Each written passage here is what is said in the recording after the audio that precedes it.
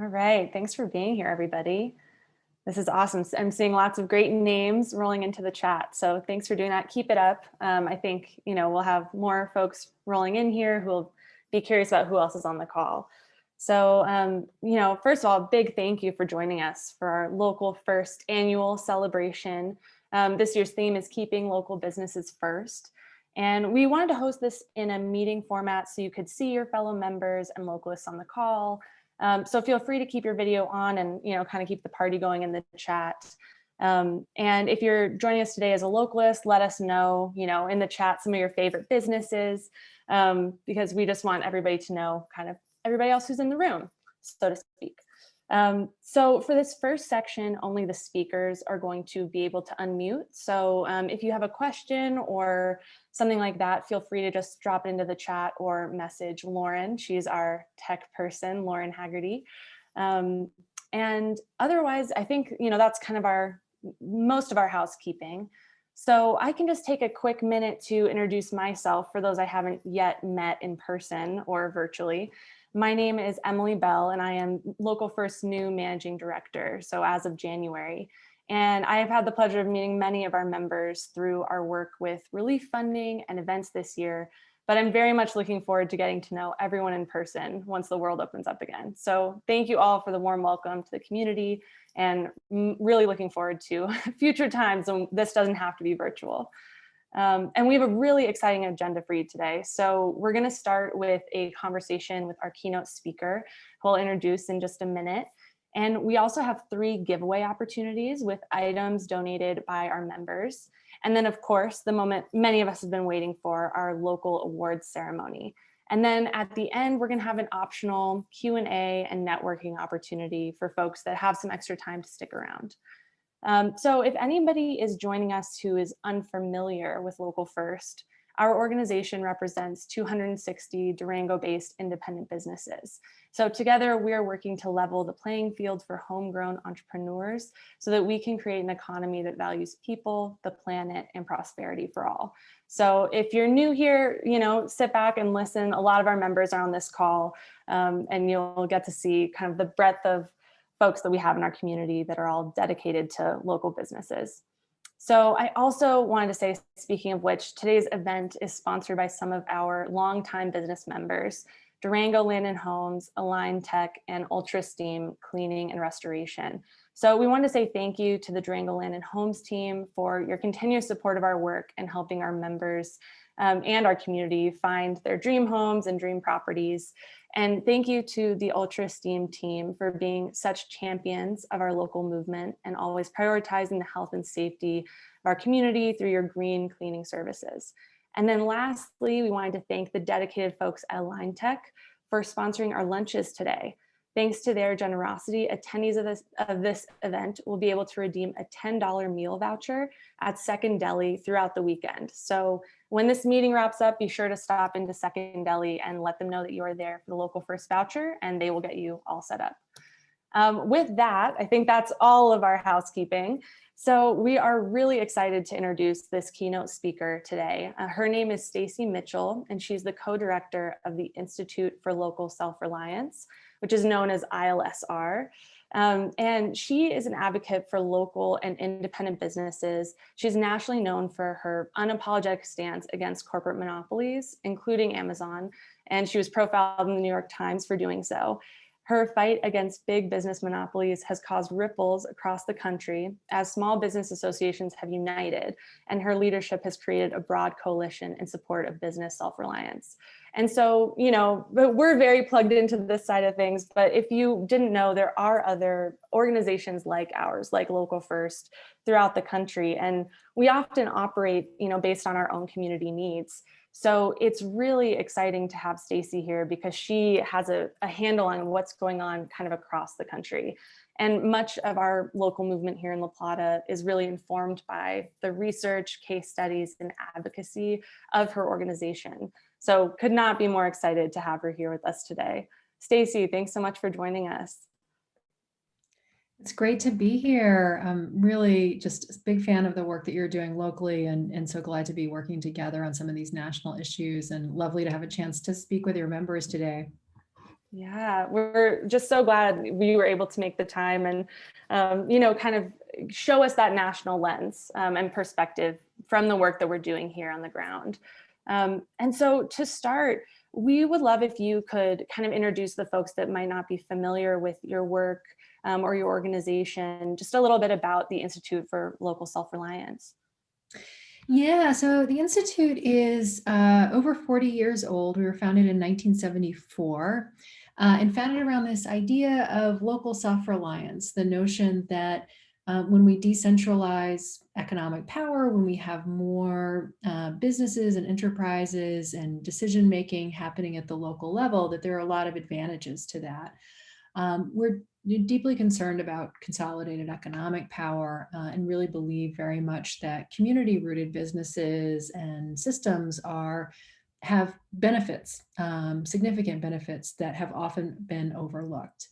Obviously this is not black and white. We need larger companies in certain industries and so on and so forth. So I don't mean to overstate the case, but in general, our country has been for several decades now on a very bigger is better kind of approach to policy and the economy, and we're deeply concerned about that. So we work across a number of different issue areas. We work on broadband, energy, banking, composting and waste systems. I run our independent business program. And across all of these issue areas, we do a combination of two things. One is we do research and analysis that challenges consolidated power, challenges the role of big companies, and looks at the policies that are driving that consolidation. And then we also produce research to show how communities can go in a different direction and what the benefits of that are locally. Yeah, and I mean, with every issue that you mentioned, I think we, and in La Plata County, have very much had our eye on, broadband, composting, a lot of those same issues. So very relevant to what we're dealing with here. And so I know that you have been doing this work, kind of long before the pandemic. But can you explain a little bit? We've all seen the really significant economic impacts for our small businesses. So what is, in your mind, kind of unique about this moment and what, why it's so important right now?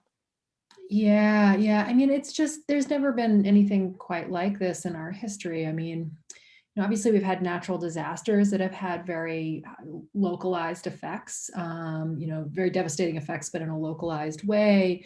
We've had economic downturns that have affected the whole economy. This has been something that's been very different and, is really, it's unprecedented in history, and it's unprecedented really in its impact on, particularly on small businesses. We have seen, a lot of businesses had to close during the pandemic. We have lost a lot of independent businesses across the economy. It's just been an extraordinarily difficult year. It's also been striking, I think, to see how resilient small businesses in many cases have been. The ability to pivot and adapt has been sort of, I think, added evidence to why independent businesses are important. But I think just stepping back, what this past year has really shown us, and I think has really demonstrated, is that this is a longer running structural problem. I mean, why is it that independent businesses were so vulnerable in this moment? This was more than a stiff wind, admittedly, but how is it that a stiff wind was able to blow down so many independent businesses? And I would just suggest that I think we've been seeing this decline in small business. We've seen this decline in rates of new business formation, now going back decades. We've been creating new businesses in recent years at about 1/3 the rate that we were creating new businesses in the 1980s, just to give you a sense of how much it's dropped off. And our analysis, a common theory out there for why that is, or a common way of looking at it, is to say, well, small businesses can't compete. The local pharmacies are disappearing because the chains must be better or cheaper at what they do. The community banks are disappearing because the big banks must be better and cheaper at what they do. I mean, that's the story that we've all internalized and that we see over and over again. But what our research has found, and a lot of other evidence out there, is that that's not at all the case. In fact, What is really going on is that the economic system is rigged in various ways against small. And it's rigged by public policies that favor big business with tax advantages and other things that are not available to small businesses. And it's rigged because big corporations have been able to use their market power in ways that, undermine small. So just to give you one example, in the case of the pharmacy sector, we've seen a lot of independent pharmacies struggle and close in recent years. And when you dig into that, you discover that independent pharmacies are actually much better at serving customers than chain pharmacies are. They have lower prices on average, significantly lower according to consumer reports. They engage more with with patients. They have more conversations, more one-on-one consultation time. They're faster at pulling together a prescription. I mean, just any measure you can think of, they're just better. They're better at doing it. So why is it that they're disappearing? And the answer is that there are these companies called pharmacy benefit managers, PBMs, which control reimbursement rates for pharmacies. So they fill a prescription, the PBM decides how much they're reimbursed by the insurance company for that prescription and what drugs are covered and all of those kinds of things. Well, it turns out there are 3 PBMs that control pretty much the whole market. All of them own their own mail order pharmacies, and one of them, CVS, is the nation's largest chain of retail pharmacies. So, is it any surprise that CVS has been going around slashing reimbursement rates to independent pharmacies, and in many cases sending them a letter a couple of months later saying, "I know it's really hard to be an independent pharmacy this day and age. Would you like us to buy your business?" Right? Wow. We see this, we see this in banking. Local banks are really superior at a lot of what they do, and yet there are various ways in which they're being squeezed out.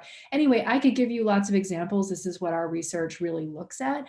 And so a lot of what we're trying to do is kind of shake policymakers and like the public and say, look at what's going on here. We are really undermining our communities with policies that allow this kind of behavior.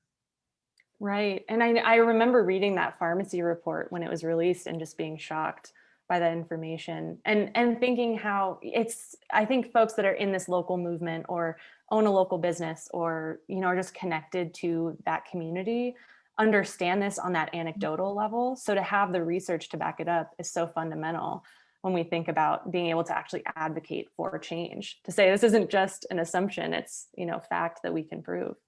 So yeah, wow. That's very disheartening, but good to hear that you at least have the ability to put that on paper and show the evidence behind it.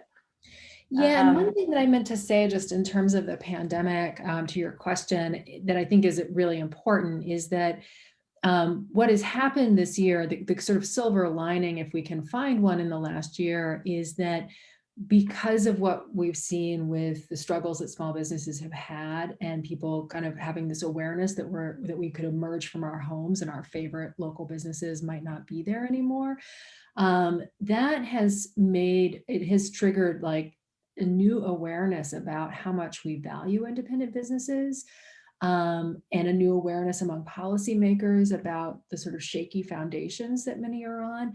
So I think, the good news, if we can, is that at this moment, there is more people are listening and paying attention, and elected officials in particular are paying attention in a way that they were not prior to the pandemic.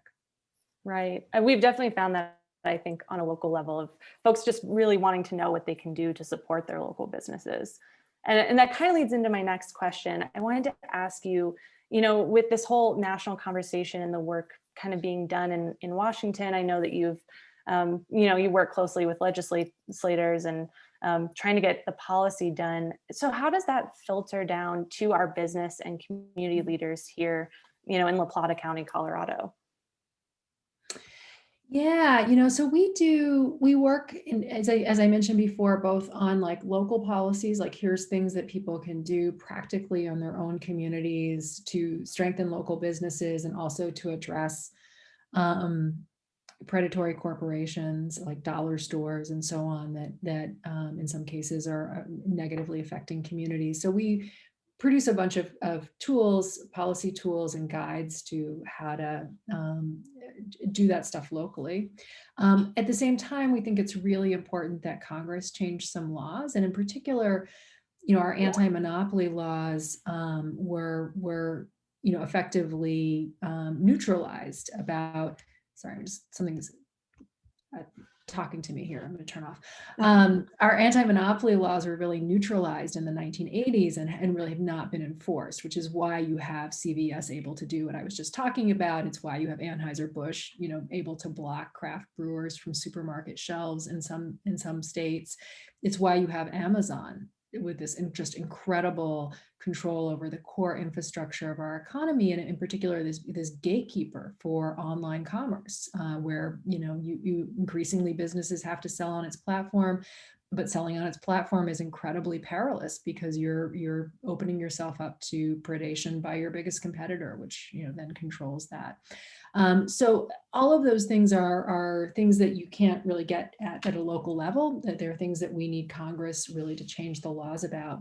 The good news is that there's a growing anti-monopoly movement, and there's real conversation in Congress. We are seeing bills proposed.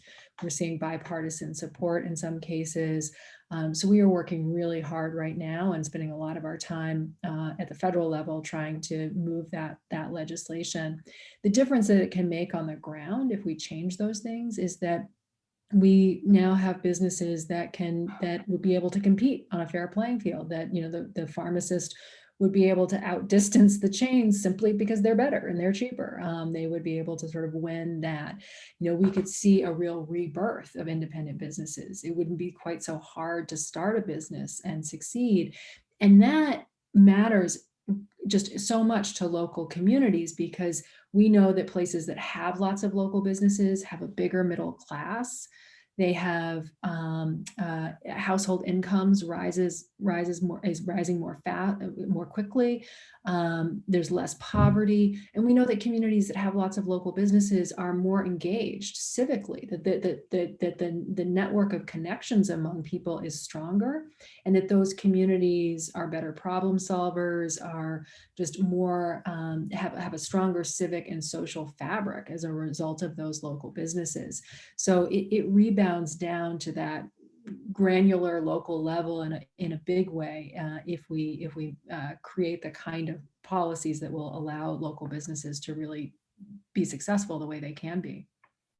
Right, absolutely. Yeah, and I certainly agree with that assessment that communities with a strong local business community, we view it really as the heart of our community here in La Plata. And so couldn't agree more with you there. And I kind of wanted to backtrack a little bit to something you said a little earlier about broadband access, because I know you're doing a lot of work around that right now.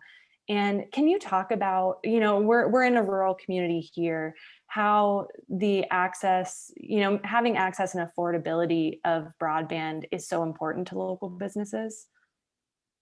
Yeah, absolutely. I mean, it's just like, this is critical infrastructure, right? Like it would be, if you're in a community that has slow broadband, it's like being in a community that doesn't have paved roads, I mean, it's just, it's These that, days, definitely. yeah, it's totally crucial. And I'm in Maine, and so we certainly have this problem here, particularly in rural Maine, where some businesses are dealing with dial-up. I mean, it's really quite bad.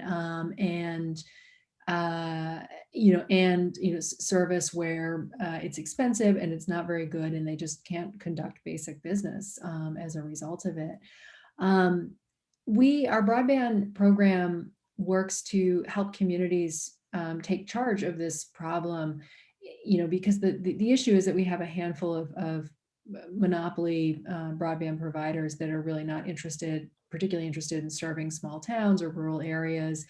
And to the extent that they do, the service isn't very good, and it's often very high priced. So the solution to that is to have providers who actually have the interests of the community at heart. And that means, I think, either it could be municipally owned broadband, it could be owned by a co-op, a rural electric co-op, for example. There are other models, but essentially the small scale local ownership or public ownership is really key. I believe it's 7 of the 10 fastest broadband networks in the country are either smaller independent businesses or municipal networks. So that's that's where you get the best speeds at the best cost. There's some money coming through the ARP, the federal stimulus bill that just passed, that's going to unleash real opportunities for communities to pursue those community broadband strategies. And our community broadband program has an enormous number of like tools, guidance on how to do that, how other communities like yours have done it. So it's a really great resource, and it makes all the difference. Just to your point about business, my colleague Chris, who runs that program, talked to me about a community, I believe it was in Tennessee, where on one side of a road, it was in one jurisdiction that had a community-owned broadband. The other side of the road was not in that jurisdiction and didn't have those speeds. And one side of the road is lined with new businesses and the other side of the road is empty. I mean, that's the kind of economic development that you can really stimulate by having high quality infrastructure. Yeah, that's, so interesting to hear. I think we're definitely in those conversations here in our community about, could a co-op take this on, or what would it look like for us to really put some energy behind this? But what a stark contrast to know that difference on one street. Wow. Well, this has been so helpful. We are kind of winding down on our time here a little bit. So I wanted to give you a few minutes just to talk about what you would have in terms of recommendations for how we as individuals, localists, business owners, all of the folks that are in this call with us, what we can do to engage in this work. Do you have sort of your top 3 recommendations? Oh yeah, I think what you're already doing is so important. I mean, the conversation and the education and so the engagement that you have both with residents and with local elected officials is just so important. I think that's sort of the number one thing, is just getting this conversation going and talking with people about these issues. At the local level, I think that there are a lot of tools around how we organize our economic development programs, and I think there's some good examples in different places of communities that have steered away from focusing on how do we get big outside companies to locate here, let's give them tax breaks and all of that, and instead have created programs to really nurture new entrepreneurs. In some cases, focusing on businesses owned by people of color or women-owned businesses, like getting more people into entrepreneurship, or very young people and that kind of thing. I think there's some really successful programs you can look to out there for doing that. There are also a lot of tools within land use policy that we often point to, and tools that can help create the kind of built environment that really nurtures local businesses, and also tools that can help you control some of the more extractive and forces that can come in. We've been very much concerned by the proliferation of dollar stores. Some dollar stores, okay, but these chains are really, in a lot of regions, just building so many of these outlets and leaving places, sort of undermining the ability of independent grocers and others to succeed in that environment. So we've been helping communities set limits on dollar stores. Things like that you can do through land use policy are really important. Local procurement is another idea. Cities and school districts and so on spend money on a lot of goods and services, and thinking about them buying local is a great idea.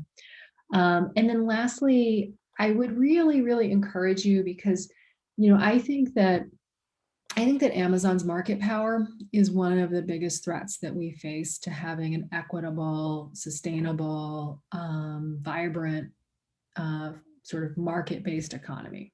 I think a lot of our values, both liberal and conservative, are really threatened by Amazon's stranglehold over key channels of distribution. I'm all in favor of e-commerce and having things delivered on our front steps, but we can have an e-commerce environment in which we don't have a single company that gets to pick winners and losers. And that's what we have right now. So we're working really hard in Congress, and there is real momentum to pass legislation that would break up and regulate Amazon. So one of I think I've probably given you more than 3, but one of the 3 is that it would be really great if you all thought about setting up some meetings with your members of Congress and your senators to actually talk about why this matters for business, because we have a real chance to pass this. It's got some legs, but we're going to need a lot of voices to make it happen. Yeah, that's really exciting. I know I've been in a couple of those conversations with your team. And so as individuals, is it also helpful for us to call, write letters, submit, letting our representatives know that that's a priority for us?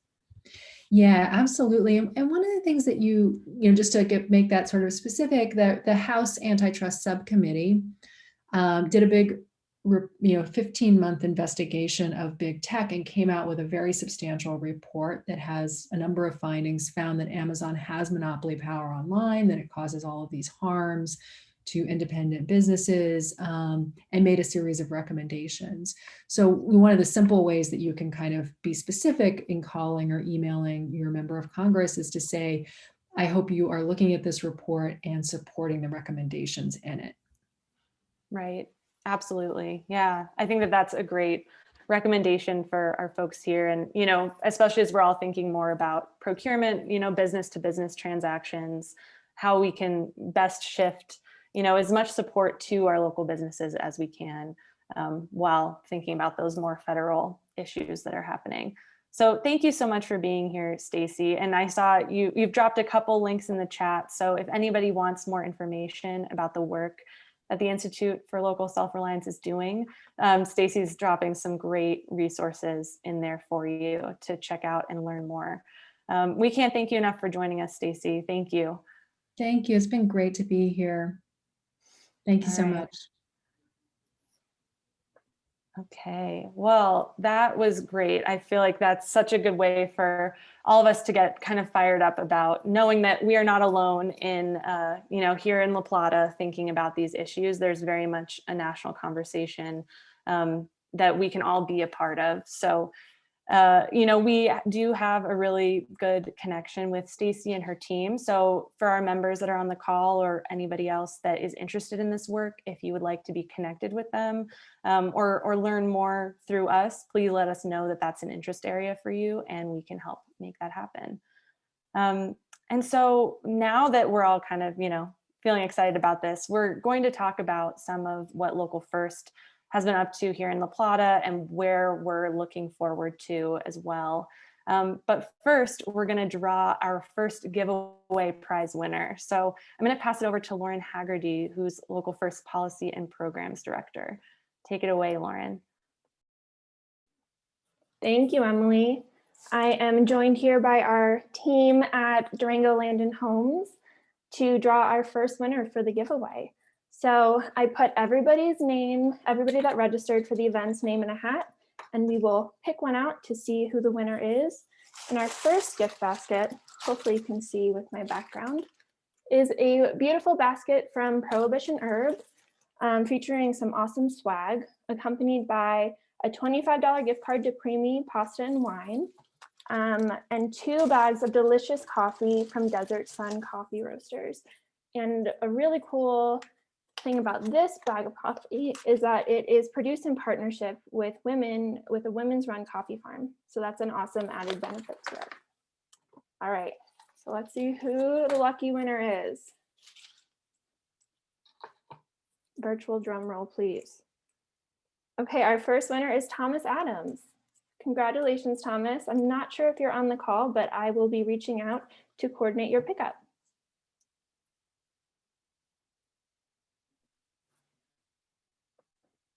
Great. Thank you, Lauren, and congrats, Thomas. So now we're going to go into an update from our team here at Local First. I think we have a slideshow geared up. So while Lauren is working on putting that together for us shared, oh, here it is. Hopefully everybody's able to see that. 2020 was definitely a year of uncertainty for all of us, and we cannot commend our business members enough for their resiliency, ability to adapt, and perseverance through what has just been, kind of one turn after another in a really unpredictable year. So thank you to all of you, and our community is really emerging from the pandemic with renewed hope for the future, I think, thanks to your perseverance. So we're proud to represent you and be a part of this community. So I wanted to go over a few highlights from our 2020 annual report, which is hot off of the presses. Lauren, I think, is going to drop the link to it in the chat so folks can check it out. And I wanted to call out some of our, big highlights from what, this very challenging year, some of those silver linings like Stacy was talking about. So one of the important parts of Local First work in 2020 was to administer funding to businesses through the CARES grant program.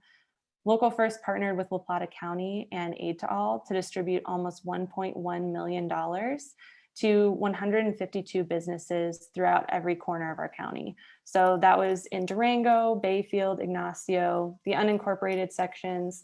And I think this was very much a community-driven effort of people letting other people know, word of mouth, that this was an available resource. But we were so glad to be able to contribute and put that funding out there.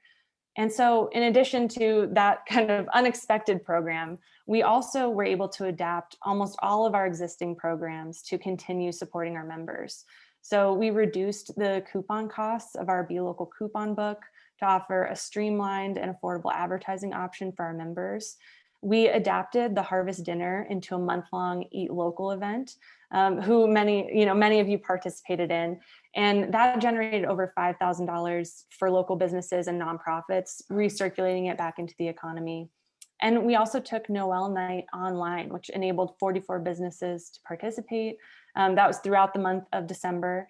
And, of course, during the pandemic, we also continue to host our Be Local radio show, support the Creative District with the Durango Art Brigade, and advocate for our members and their priorities at the local, state, and federal levels.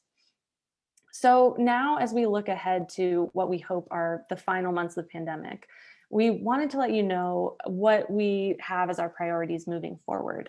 So first and foremost, we want to make sure that our members have access to resources and support that they need to rebuild, stay in business, and ultimately thrive. So we've put together a quick survey for you, which we will drop in the chat so that you can let us know what areas of support you need that will assist in your COVID recovery, your ability to kind of rebuild and move past this difficult period or whatever losses you might have incurred. Thanks to our relationship with La Plata County, we have been able to do some more administration of funding this year. And, there's the possibility that we could continue to collaborate closely with them. But we want to make sure that we know from you what will be of most benefit. So that's why we put the survey together, and we will be dropping it in the chat. And so a couple other things that we have coming up that we want you to know are on the horizon. We are partnering with SBDC to offer resources for growing your business online. That was another kind of need identified through the pandemic. We all need to have an online presence that's functional and easy to access for customers. So that's something we are working on for the summer. And we are planning to start next year's Be Local coupon book, along with several other marketing avenues for you to continue using through your membership, in the next couple months here. And we're also planning the Harvest Dinner and Noel Night events with the hope that we'll be able to resume some form of in-person events, and really keeping that focus on supporting our businesses, driving revenue wherever possible, and making sure that that's our priority. And for those on the call who may not be members yet, we're going to drop, I know there's several links in the chat now, but, feel free to be clicking through these to learn more. And you can also join by going to our website. So now I'm going to pass it over to Monique De Giorgio. I know there's a lot of new faces here at Local First, but Monique is a very familiar one. She is now the executive director of our Local First Foundation. So she's going to tell us a little bit about what has been cooking and what is cooking on that side of the organization. Thank you, Emily. It's really exciting to see so many of our member faces here and to hear from Stacy Mitchell. The Institute for Local Self-Reliance has been such an important organization for us to really connect with and have that kind of broader sense of the context of our work in La Plata County. So as Emily mentioned, I am the executive director of the Local First Foundation. We work to build local self-reliance using education, research, and outreach in the La Plata County region. So we actually work in La Plata County and the other Southwest counties, Montezuma, Dolores, and we work kind of under one big umbrella as Local First. And you may know the foundation for some of its work on local healthcare. So being able to shop local now for healthcare is a really big accomplishment. And I was going to share in the annual report that Emily put in the chat, we have some really incredible statistics that we want to just take a moment to share with you and thank all of you for being part of this. So Southwest Health Alliance, as you guys may or may not be aware of, is bringing local healthcare transparency, accountability, affordable healthcare to not only La Plata County, but Montezuma, Dolores, and San Juan counties. And in just the last few months, we have saved those counties approximately $3.8 million on health insurance. And so talk about recirculating money into the local economy during one of the most important times. I'll use myself as a data point. Before this initiative, I was paying at least $600 a month for my health insurance, and now I'm paying about $300 for coverage that gives me all kinds of benefits, whether it's primary care, mental health, with no deductible in order to be able to really get some of those services that I may need. So it's been a super exciting initiative. Shout out to those healthcare folks that are on the call right now. I know Marita is on and others. I won't be able to go through the whole list, but we've seen really the healthcare practitioners and that kind of collaboration increase thanks to Southwest Health Alliance. And then the other exciting news to share is our work on Feed the Frontlines. Over the last year, we've been able to raise $139,000 and provide 9,722 meals to frontline healthcare workers. And that money that I just cited went right into the basically right into the local restaurant community to try to keep our local restaurants around after the pandemic. So the foundation's been working in lockstep with Local First. It's given us additional capacity and a lens outside of La Plata County. And it's been really fun to see the team grow and to see the leadership with Emily, Lauren, and Janae to be your team here, and all of the board members that are here today that we couldn't do any of our work without. So thanks, Emily. Thanks, Monique. Yeah, it's so, I think, impactful to hear those final numbers. And like you said, we're working together to really hit, I think, as many aspects of the economy that we can in terms of creating that positive change. So now we have another giveaway drawing before our local awards ceremony. So Lauren, where are you tuning in from this time? So I just ran all the way over to visit our friends over at Align Tech. And we're excited for the second basket. This one, which is a little bit heavy, you cannot see. It's a gift basket donated from the Rochester Hotel with some delicious chocolates and goodies in there, accompanied by some gift cards to Zia Taqueria, an Animus trading company. And of course, no basket's complete without 2 bags of coffee from Desert Sun. And this coffee helps soil regeneration and reforestation projects in northern Peru. So another great cause to support. Okay, the winner of this basket is James Riemann. Congratulations to James Riemann. I'm not sure if you're on the call either, but again, I will reach out to you to pick up your basket. Back to you, Emily. All right. Now the moment we have all been waiting for, the local awards ceremony. So there were some amazing businesses and organizations nominated this year, many of whom have representatives on Zoom with us. So thanks for being here. And so for each category, it's the top 3. And we're going to hand the camera over to a couple of our board members to read the winners. And so this first one will be Joy Martin to present the Lemonade Maker Award.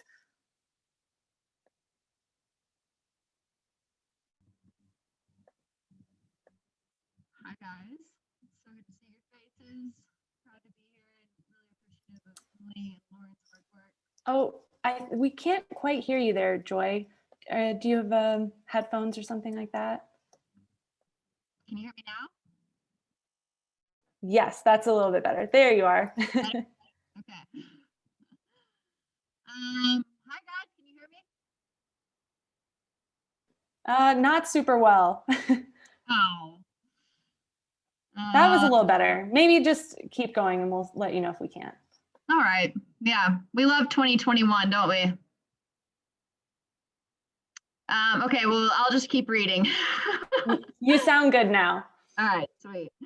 Hey guys, Joy Martin here. I am a local writer and storyteller in the region, and coming up on my third term with the Local First Board, which I love immensely. So proud to work alongside some amazing community members and business owners, and proud to serve the local business community.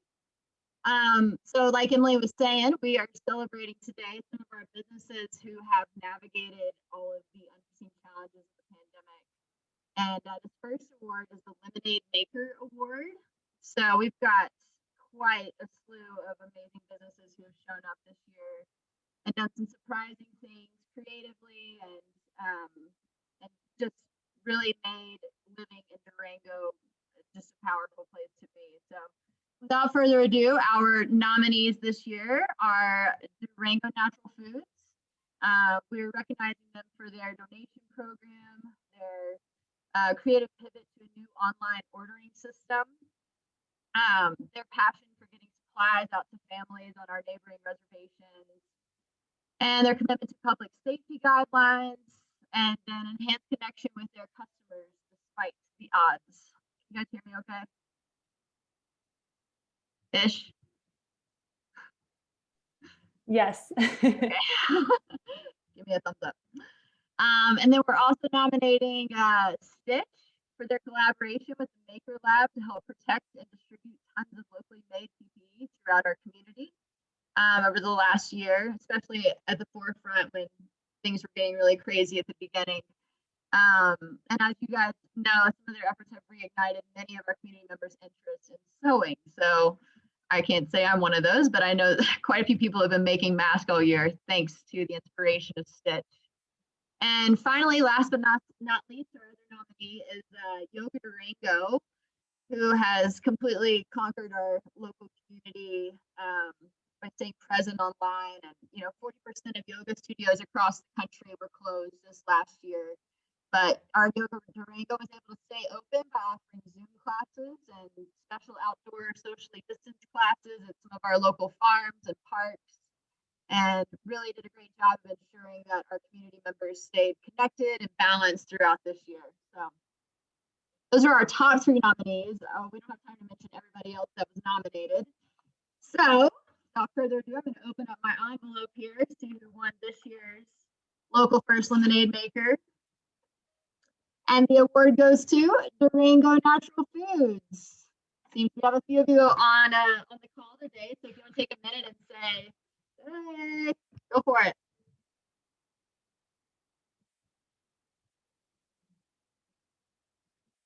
Durango Natural Foods, are you here?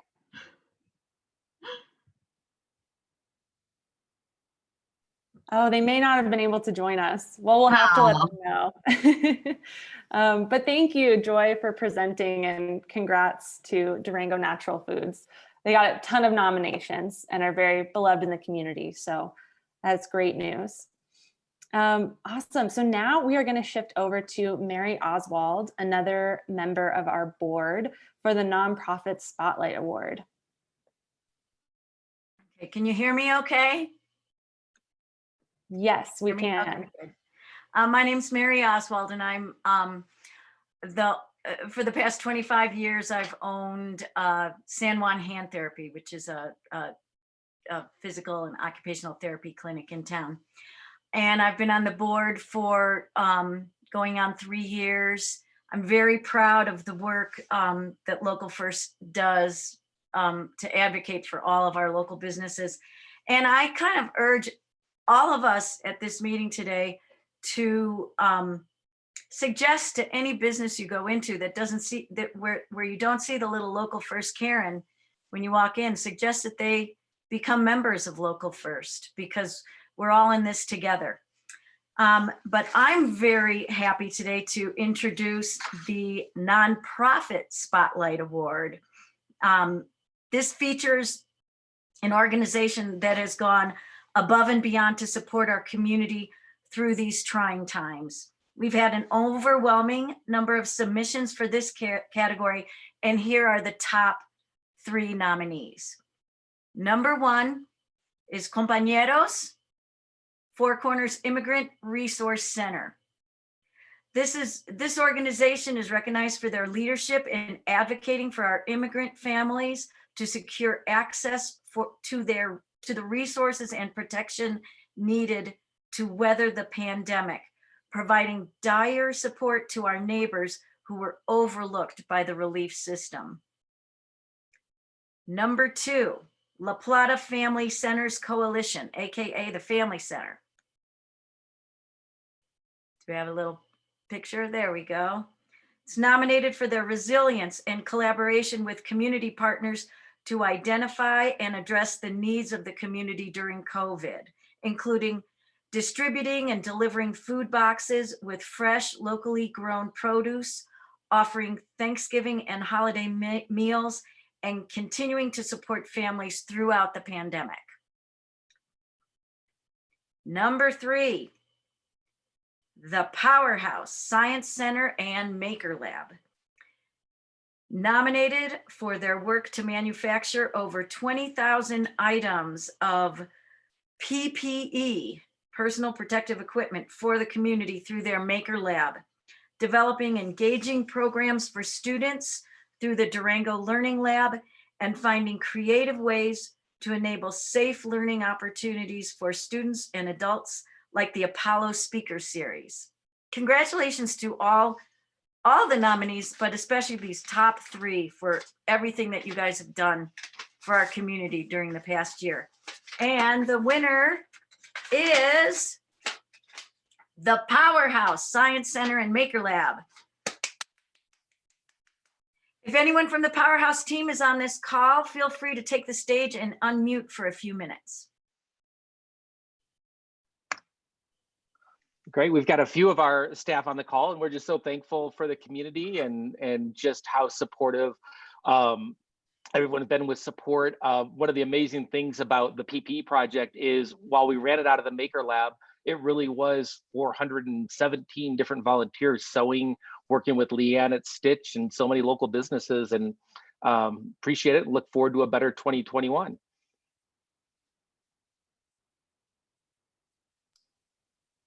And that was the voice of Jeff, right? You introduce yourself. Oh, sorry. Thank you. Yes, this is Jeff Souza, the executive director of the Powerhouse. Thanks, Monique. Yeah. Yeah, congratulations, Jeff, and the whole Powerhouse team.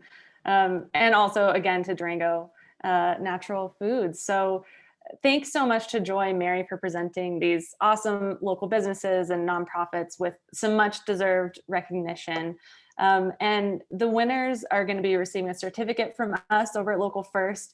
And we're really excited to also invite all of the nominees to be with us on the Be Local radio show. So if you're interested in learning more about their stories or maybe how they came up with these pandemic pivot ideas, they will have the opportunity to share more about that Thursday mornings at 9 a.m. All right, so we're going to go back to Lauren. Do you have another giveaway for us?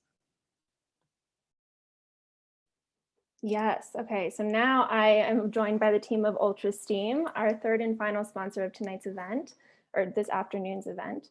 And this last basket is featuring some products from Old Barrel Tea Company. I'm just going to stop trying to show you guys what's in here. And the lucky winner is also accompanied by 4 seasons worth of loose wrap flowers from Medela Floral, as well as gift cards to Wefill and our newest member, Sage Farm Fresh Eats, and of course, 2 more bags of Desert Sun coffee. So the winner of this final gift basket is Dee Dee Carlson. Congratulations, Dee Dee. Thanks to everybody that participated in all the local businesses that contributed to this giveaway. Thank you so much. I'm so excited. Oh, good. Glad you're able to join us today. Yeah, I'm glad I did. It's been great. Great. Thanks for being here, Dee Dee. And yeah, I just saw you had posted something in the chat, so I'm glad you're able to chime in too. Great. Well, thank you everyone for attending. This kind of ends our formal portion of the member meeting and everything we had scheduled. So we know this wasn't our traditional party, but we are looking forward to having it again when the world opens up and we can see you in person. So you're all going to be receiving an email from us tomorrow with the link to that survey, the annual report, and all of the other goodies we talked about today. And don't forget to stop by Second Deli today for that $10 meal voucher. They're open today, tomorrow, and Saturday, closed Sundays. So make sure you go sometime in the next 3 days to redeem that. And once again, this event would not have been possible without our sponsors, who are Durango Land & Homes, UltraSteam, and Align Tech. So big thank you to all of them. And our local first staff is going to be sticking around here for a few minutes. So feel free to stay on the call to ask us questions, maybe do some networking with some other businesses. We're going to go ahead and give everybody like a 2-minute break. Just drink some water, take a stretch, and then we will be right back for that Q&A and networking. Thanks so much, everybody. See you in a couple minutes.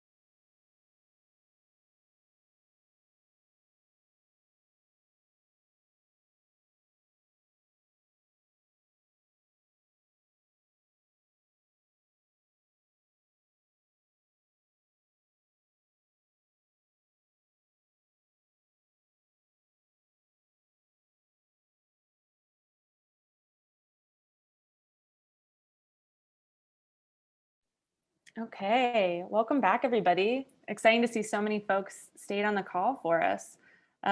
So I guess I kind of just wanted to open up for Q&A. So if you have questions and you want to drop them in the chat or you'd prefer to unmute, please feel free to do that.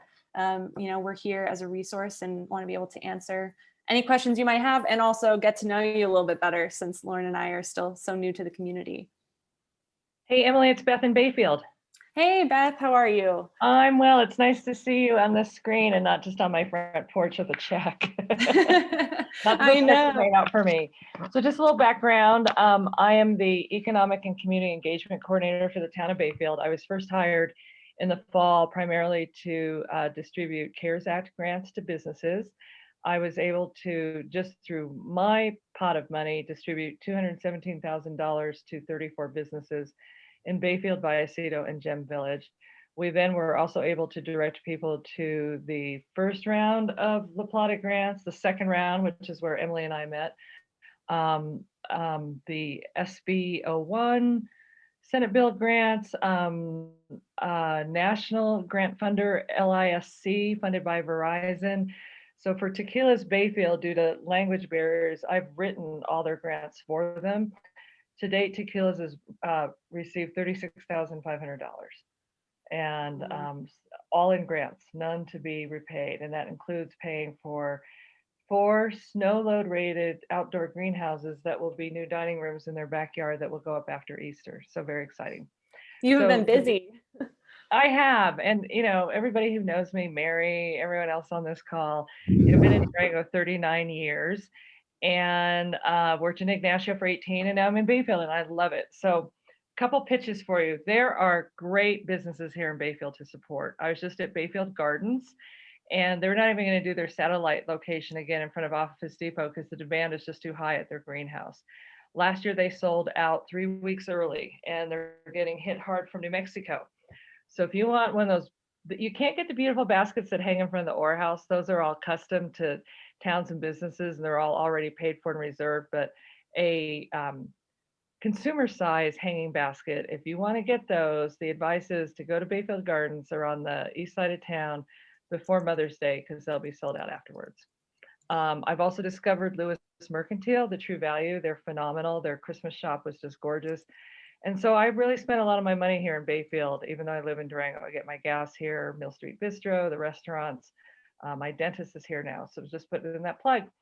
And last but not least, Emily, we've talked about it, and we are ready for Bayfield to be a robust participant in the next Locals First coupon book. It's been talked about in the past, and I think we're now in really great position, especially with my job with the town, to be able to make that happen for the following year. So look local in Durango, look local Bayfield. To date, in the last 14 months, I've spent no more than $220 on Amazon. And that was simply for some things that I absolutely could not find anywhere else. So That's great. Awesome job, Beth. And thanks for giving us that update about the Be Local coupon book too. We'll definitely have to get in touch offline to talk about that further. You bet. When you're ready, we're ready. We have 12 restaurants. Our big joke is it's better in Bayfield because things are a lot easier to do. Our sales tax is a little bit less. People trying to do a new project, their first meeting is with our town manager and our planning consultant, and they know they're able to overcome any roadblocks before they even pull their first application. And we're rocking and rolling. Our housing is a little more affordable, but we don't have much of it. We may be looking at some pretty significant workforce housing in partnership with the county. That's deed restricted housing based on income that's very popular in San Miguel County. Telluride, full disclosure, my daughter now lives in her second workforce housing home. Imagine buying a house in Telluride, a 4-bedroom, 3-bath house for $480,000. We like to tease Telluride, but some of their stuff really, really sticks and benefits their local. So we know Bayfield's in a great position with land available, open space, not open space designation, but available land to hopefully become the first significant workforce housing project in real numbers in the county. So there you have it. That's great. Thanks for that update, Beth. And yeah, we'll definitely get in touch via email or I'll give you a call after this. Sounds great. And then I saw, Ellen, that you have your hand raised, Ellen Stein. Hi, everybody. Thanks, Emily. Welcome to Durango. I know it's been a little while since you were hired, but heard great things about your experience. So I look forward to meeting you. My question, and congratulations on a really robust and responsive pandemic response. I'm curious, though, in the wake of Stacy's comments about, bigger picture, longer term strategies for supporting local businesses, does Local First have a strategic plan you had to pivot from that includes some of those strategies to pursue at the local level, like working on land use policies and certainly broadband and what was the other one that was, procurement, those kinds of things? Like, does that exist in a longer term strategic plan? And if so, is it on your website, or is that something that you might be focusing on developing? We do. Pandemic. Yeah, thank you. That's a great question. Local First does have a strategic plan, and the current one is set to go through 2022. So it was a 5-year plan, I believe.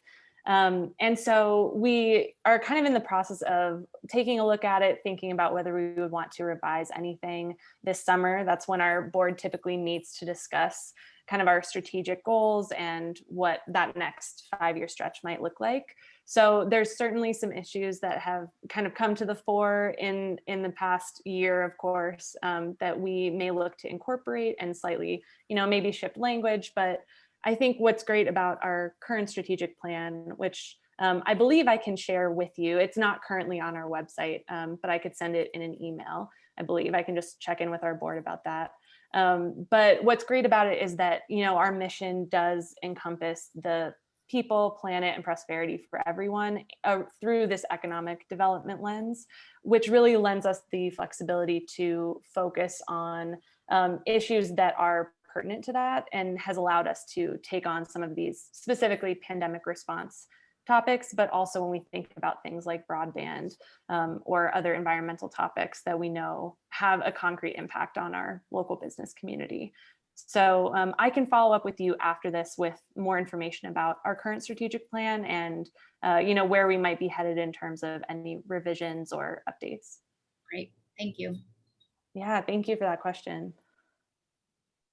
Let's see, I'm just looking over at the chat and I see Seth asked, would a local investment fund be of interest to local first community residents investing in local opportunities? And I think that's something maybe Lauren could speak to a little bit about the impact fund that we have been talking about. Yeah, so that's kind of a behind the scenes look. We haven't officially launched that, but we are talking with businesses who are interested in, through the foundation side, who are interested in pooling a larger sum of money to be able to fund these pervasive issues happening within our community, whether that be affordable housing or the hunger crisis or any of these subset issues that impact not only our community, but our workforce and therefore the businesses themselves.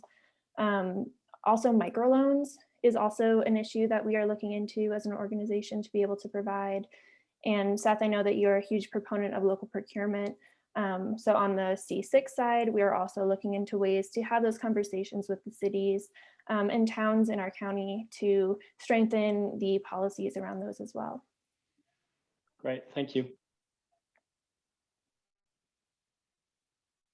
And hopefully I haven't missed anything in the chat. Did anybody else want to unmute and ask us a question or, connect at all? I'll unmute and introduce myself. So this is Chris Lopez, and I actually lived in Durango for a while now, but I just started a new role. So I just wanted to introduce myself and look forward to working with you also. I'm now with CHAFA, with the Colorado Housing Finance Authority, and a community relationship manager position here in Southwest Colorado, kind of covering Pagosa to Cortez, North, Telluride, Ridgeway, Ouray, so the 7 counties and the 2 tribes down here. So I just wanted to introduce myself. I'll put my contact information in the chat. I actually do live here in Hermosa, and excellent presentation today and celebration. So thanks for coordinating this. I'm glad I was able to get on. I was a little late, but it was great to see some of the winners. And I'm just here. I want to be a resource. CHAFA does affordable housing work, single family, multifamily, as well as business lending, and kind of broadening into some more community outreach stuff. So I'm looking forward to maybe meeting with a lot of you different folks on different projects and working CHAFA be of assistance. So again, thanks. And I just thought I'd introduce myself and say hello. And again, I'll put my contact information in the chat. Look forward to working with everybody here. Thank you, Chris. I appreciate you introducing yourselves. I'll definitely be reaching out. We put out this member survey each year that identifies the policies that our membership wants us to focus on, and affordable housing arose in that top 5. So that's another part of our strategic plan that we're trying to figure out a way to address that through the lens of local first. So thank you so much for joining us.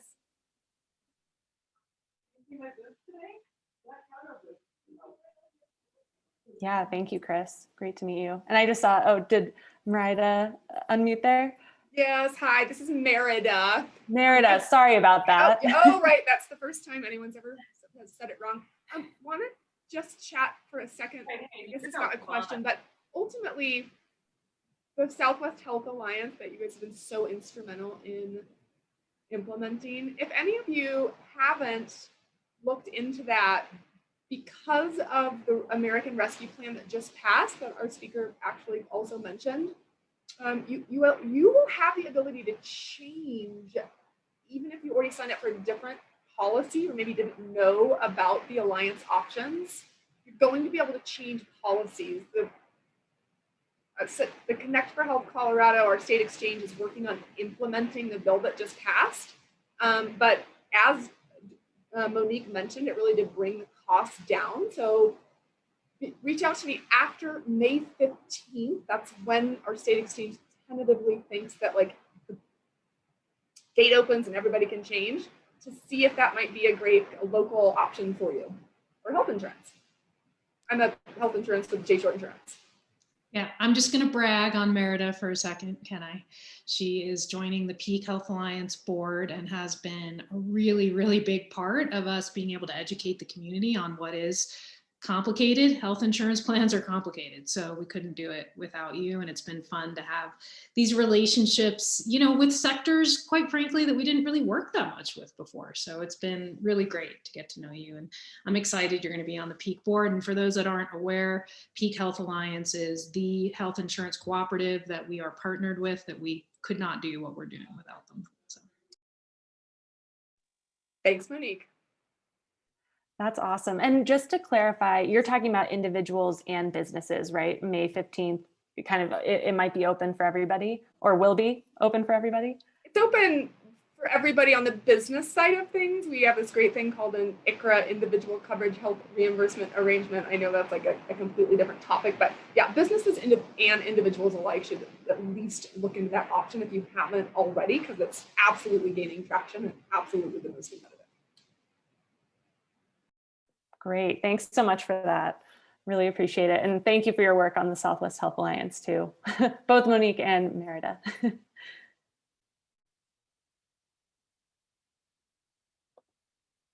Okay. Any other questions out there for our folks at Local First?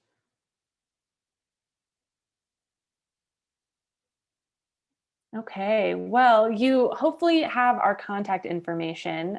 You know, I'm at director@local-first.org. And I always love getting emails, phone calls, if you want to check in and learn more about what we are up to, or how you can plug in, please feel free to do that. We want to connect with as many folks as we can, especially now as we're getting to know people and things might be opening up a little bit more. So I'll really look forward to talking to you all further after this event. I think is a pretty great hour that we just had. So don't forget to go grab your lunch from the second deli today or over the weekend. But otherwise, I think that we are all set. Thank you so much for being here and being a part of our local community. Have a good one, everybody. Thanks, you guys.